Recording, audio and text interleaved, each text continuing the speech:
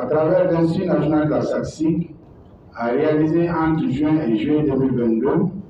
le dénombrement de GPS 5. Cette opération a consisté à administrer des questionnaires dans le but de recueillir des informations socio-économiques sur l'ensemble de la population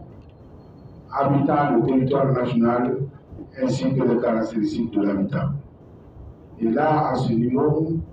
je me dois de rappeler quand même qu'au Mali, nous avons déjà réalisé 4 recensements depuis notre accession à l'indépendance. Il s'agit du recensement de 1976, de 1997, de 1998, de 2009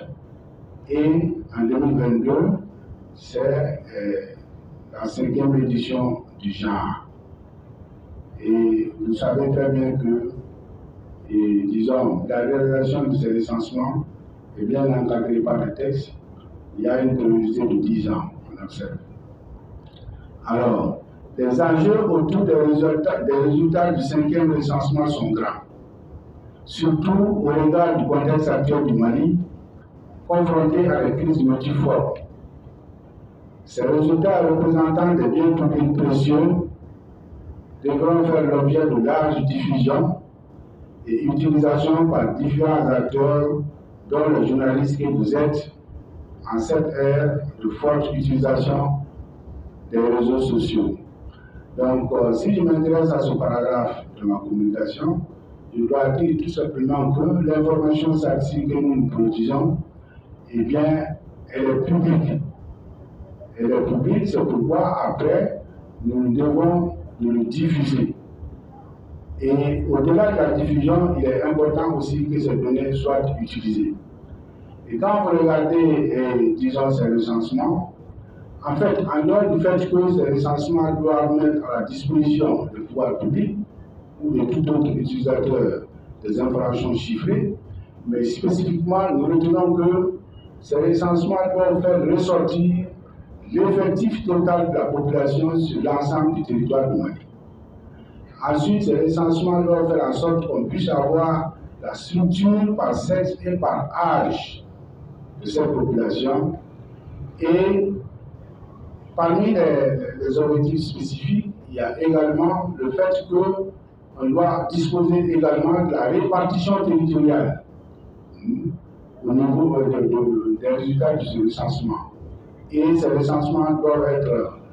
faire en sorte qu'on puisse disposer de l'effectif de la population selon les milieux de résidence. Donc tout ceci, n'est-ce pas, fait partie effectivement des objectifs de base d'un recensement. Si ces objectifs sont atteints,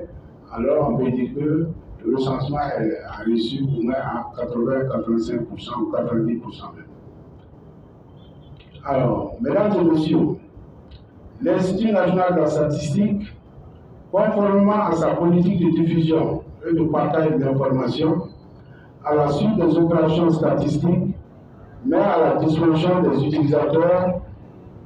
des données statistiques sur les résultats de ces opérations à travers l'organisation d'ateliers de diffusion de données.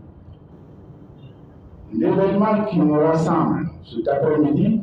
s'inscrit dans le cadre de la diffusion et de la promotion de l'utilisation des données statistiques. C'est un cadre approprié d'échange entre producteurs et utilisateurs de données. Les seconds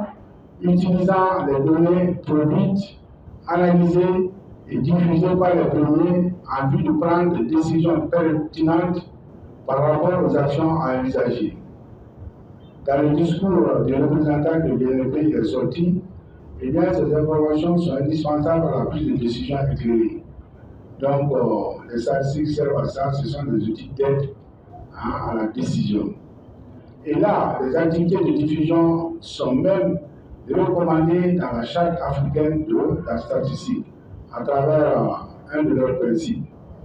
Quand, n'est-ce pas, on produit, disons, les statistiques, nécessairement, il faut les mettre à la disposition du public, nécessairement, il faut les diffuser. Et nous pensons que, en tout cas, la presse et les médias sont des vecteurs importants dans le cadre de la diffusion de ces informations. Pour témoigner de l'importance des statistiques et de leur utilisation dans la planification des programmes de développement, le gouvernement du Mali, à travers l'Institut national de la statistique, a consacré l'axe 4 du schéma directeur de la statistique sur la période 2020-2024 au développement de l'analyse, l'amélioration de la diffusion et la promotion de l'utilisation des données statistiques. Cela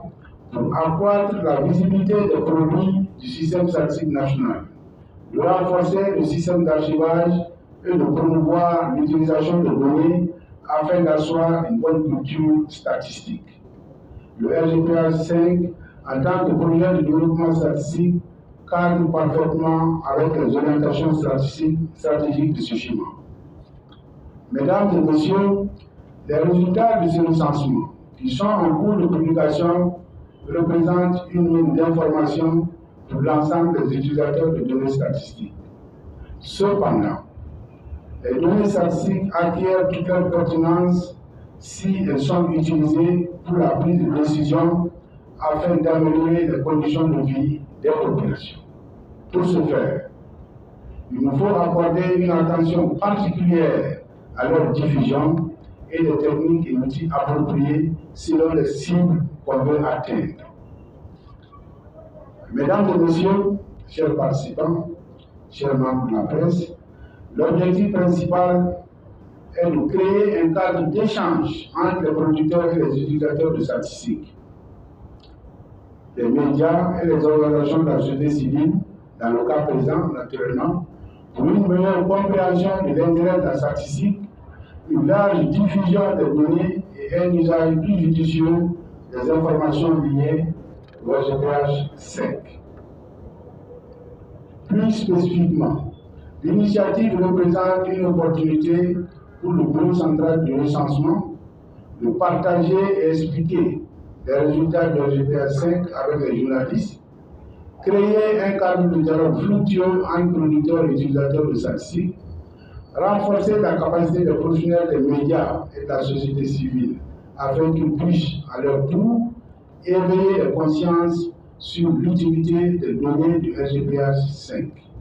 Expliquer aux journalistes et aux organisations de la société civile des modalités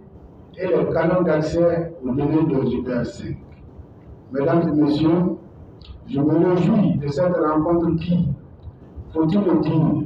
n'est pas une première dans le cadre de la collaboration entre l'INSCAT et les organisations de la presse. Il faut rappeler qu'en mars 2023, en collaboration avec Paris 21, nous avons organisé un atelier de formation des journalistes sur l'utilisation des données de RGPH 5. En 2019-2020, nous avons imputé la diffusion des messages de sensibilisation radio de la cartographie de RGPH 5 à l'URTEL. En mai 2021, toujours dans le cadre du RGPH 5, nous avons soutenu le café statistique destiné à sensibiliser les journalistes sur l'importance des statistiques. Ces sessions ont également été organisées en partenariat avec la Maison de la Presse, l'Association des éditeurs de presse privée et l'Association des professionnels de la presse en ligne. Alors, le 30 décembre 2022, il y a de cela certainement un an, l'INSTAT a signé avec l'ACEP une convention de partenariat visant à vulgariser les missions de l'INSTAT et les résultats d'opérations statistiques. Je voudrais également remercier les organisations frontières de la presse, notamment la Maison de la Presse, l'ACEP, l'URTEL et l'Appel Mali pour leur présence parmi nous. Bagou Bala Aniché d'abord, parce que Anana, en fait, il y a un atelier organisé, il y a une rencontre organisée pour que les hommes de presse ou un djegapement, un client fallait, mais en même temps, ils nous fait, hommes de presse ou fait, hommes de médias ou fait, c'est qu'en demain, pour que moi, ni bien qu'on a fourni la bara, moi, ni qu'à bara qu'on a fourni la donnée, pour que l'on casse casse, parce que qu'on a fourni du Orokabo, qu'on se fait jamana ka ɲɛtaa la kunnafoni jɔyɔrɔ ka bon kosɛbɛ jamana ka développement na e yɛrɛ k'a lajɛ ni kunnafoni t'i bolo n'i bɔra yɔrɔ min o kunnafoni t'i bolo i bɛ yɔrɔ min o kunnafoni t'i bolo i bɛ taa yɔrɔ min o kunnafoni t'i bolo Alors, mara bɛ gɛlɛya c'est pour cela o de y'a to kunnafoni ɲini diyagoya de don ni mɔgɔ mɔgɔ bɛ fɛ ka mara kɛ tilennenya la ka mara kɛ faamuyali ɲuman na fo kunnafoni ɲuman ka sɔrɔ o kunnafoni ɲuman ninnu dun recensement ninnu de b'o dɔ di